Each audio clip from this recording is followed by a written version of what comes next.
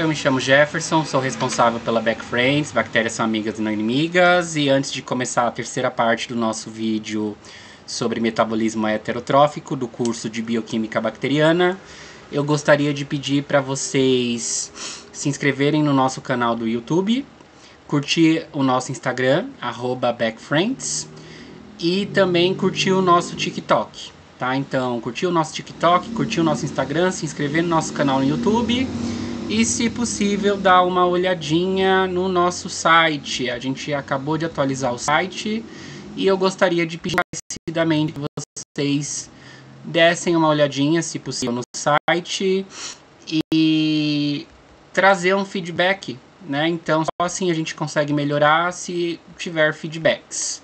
Bem, nessa terceira parte a gente vai falar sobre as vias metabólicas em específico.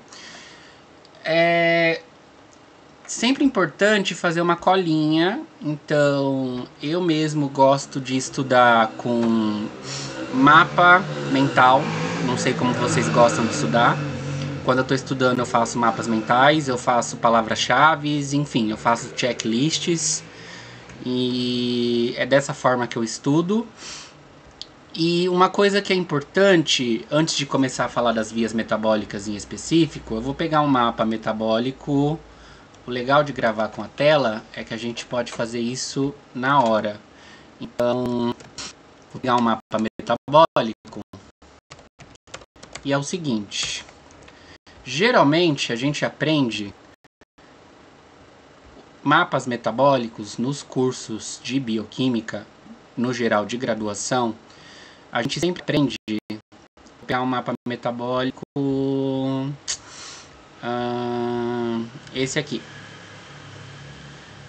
Então a gente aprende, não, esse aqui está muito pequeno. A gente aprende que o mapa metabólico ele vai começar quase sempre, aliás, sempre, né, na verdade, ele começa pela via que a gente chama de via glicolítica. Então, ele começaria, deixa eu ver aqui, ele começaria aqui, ó, pela glicose. Essa glicose ela vai sendo metabolizada, né? Ela vai sofrendo aí reações químicas, enfim. A gente aprende que esse processo ele começa ali. Só que na verdade, esse processo ele pode começar em qualquer via metabólica. Isso vai depender do quê? Isso vai depender do metabólito que a célula está metabolizando. Então, se a célula está metabolizando um metabólito que pertence a outra via metabólica que não seja o que nós chamamos de via glicolítica genericamente, ela pode fazer isso. Então, ela pode começar, por exemplo, vou pegar outra imagem aqui, ao invés de começar aqui na glicose, ela pode começar na via das pentoses. Então, se ela estiver metabolizando xilose, que é uma pentose, é um monossacarídeo de 5 carbonos, essa célula ela pode começar pela via das pentoses, tá? Então, essa daqui é a via de Embden-Maillard-Parnas, chamada genericamente de via glicolítica, tá? Ela tem essa equação global. Então, o que acontece? Entra a glicose, 2 ADPs, 2 fósforos e 2 NADs são transformados ao final dessa via metabólica em 2 piruvatos, 2 moléculas de água, 2 NADH, 2 elétrons H+, e 2 moléculas de ATP. Então, veja, nessa via glicolítica, a célula consegue ATP, então ela consegue energia e ela consegue poder redutor. Ao final do processo, ao final de toda a metabolização, esse NADH, a energia contida, porque lembra, em uma das aulas a gente falou de óxido-redução. Então, aqui esse processo ele reduziu. Então, o ADP foi reduzido a ATP e o NAD foi reduzido a NADH. Então, ele ganhou energia. Essa energia ganha, ela vai ser doada no final do processo, no que a gente chama de cadeia transportadora de elétrons, em ATP. Então, também vai virar ATP. Na via de Embden-Maillard-Parnas, a célula, ela consegue, dos 13 precursores, ela consegue 6. Então ela consegue glicose 6-fosfato, ela consegue frutose 6-fosfato, ela consegue gliceraldeído 3-fosfato, 3-fosfoglicerato, fosfenolpiruvato e o piruvato. Então, basicamente, a célula ela vai começar com glicose. Essa glicose vai sofrer uma série de reações químicas. Essas reações químicas vai resultar no que a gente chama de piruvato, tá? Então, não acaba aqui por quê? Porque ela só vai obter 6 de 13 precursores, ela precisa dos outros, tá bom? Uma segunda via glicolítica, que é chamada genericamente, sempre bom lembrar, genericamente de via glicolítica, é a via de Entner-Dudulov, tá? A via de Entner-Dudulov, ela é presente em alguns tipos de bactérias, e a via de Embden-Mayer-Parnas é presente em outros tipos de bactérias. Em algumas, como a gente viu na parte 2 desse vídeo, existe a presença de ambas as vias, como é o caso de E. coli, mas nem sempre isso acontece. A maioria das bactérias ou vai ter a via de Embden-Mayer-Parnas ativa, ou vai ter a via de Entner-Dudulov ativa, ou uma ou outra. Essa é a equação global da via de Entner-Dudulov.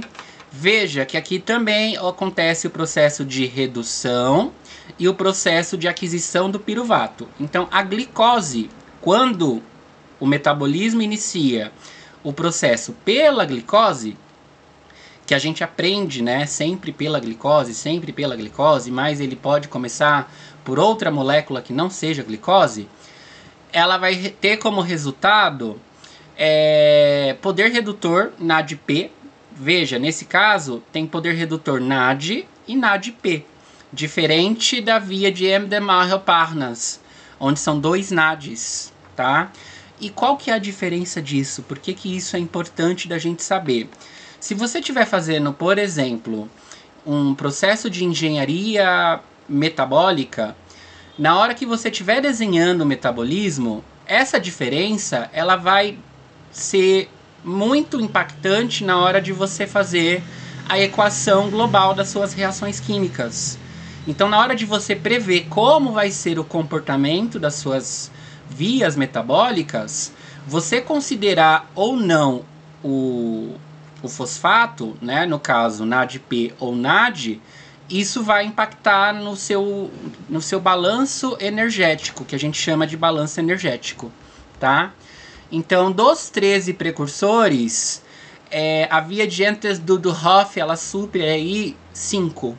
Então, ela supre 1 a menos do que a via de Embden-Mayer-Parnas. Ela supre a glicose 6-fosfato, o gliceraldeído 3-fosfato, o fosfoglicerato e o fosfenolpiruvato e o piruvato, tá? Então, seria basicamente assim o funcionamento da via de Entner-Dudulov. Glicose 6-fosfato, enfim, vai acontecendo as reações até chegar no piruvato, tá? Até chegar no piruvato. A próxima via é a via das pentoses. O nome já diz, via das pentoses. Via das pentoses é uma via que vai fazer o quê? Que vai fazer a oxidação e a redução de moléculas de 5 carbonos, tá? Então, as moléculas de 5 carbonos são metabolizadas na via das pentoses.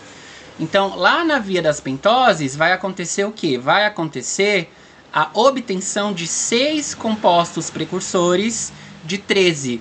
Então, dos 13 compostos precursores, vai acontecer a obtenção de 6. Glicose 6-fosfato, ribose 5-fosfato, acedoepitulose 7-fosfato, eritrose 4-fosfato, frutose 6-fosfato e o gliceraldeído 3-fosfato. Tudo isso vai acontecer na via das pentoses. E a via das pentoses, ela é muito importante porque é lá na via das pentoses que a maioria do poder redutor vai ser obtido. Então lembra, esse poder redutor ele vai ser convertido em energia. No final do processo, na cadeia transportadora de elétrons, esse poder redutor ele vai ser revertido em ATP. Então, a célula vai transformar esse poder redutor em ATP. Então, a via das pentoses ela é muito importante, porque é lá na via das pentoses que vai acontecer, a obtenção da maior parte da energia das células, tá?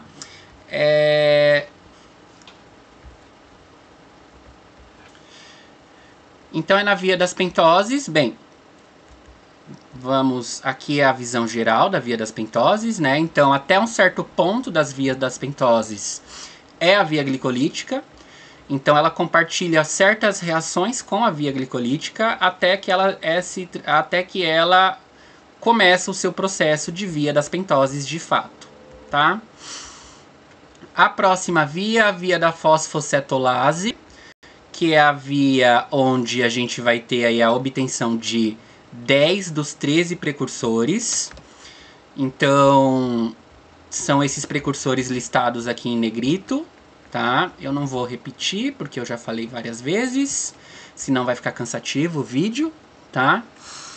E aqui na via da fosfocetolase, a gente vai ter o quê? A gente vai ter a obtenção também de NAD, NADH e de NADH, tá? Não vai ter obtenção aí de NADP.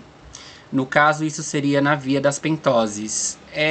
Também tem muita obtenção de energia. Veja, 3 moléculas de NAD. 3 moléculas de NAD, tá? É uma via onde vai ser obtido muitos precursores, mas ainda assim não é uma via suficiente para obter todos os precursores que é necessário para uma célula. Ela não é uma via suficiente, mas ela é uma via que vai ter muitas moléculas obtidas. Os destinos do piruvato, então lembra, o piruvato, aqui ó, cadê a imagenzinha? O piruvato, ó o piruvato. O piruvato ele vai tomar alguns destinos. E aí a gente tem essa via que é chamada destinos do piruvato. Ó que interessante, tá? Então ele pode ser convertido aí em acetil-CoA, tá? Então o piruvato ele pode ser convertido em acetil-CoA e NADH e CO2, ou ele pode ser convertido em acetil-CoA e formiato, tá? Então ele pode tomar esses destinos numa célula. Então o que vai ditar qual destino a célula vai tomar? Primeiro, o aparato metabólico dela.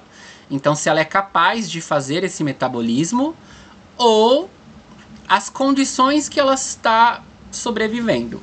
É claro que isso passa pelo aparato metabólico, tá? Isso vai passar pelo aparato metabólico porque isso vai, querendo ou não, ser diretamente proporcional. Na quarta parte da nossa aula, eu falo de ciclo de Krebs e das vias metabólicas que ainda restam a ser faladas, que restam ser ditas, tá certo?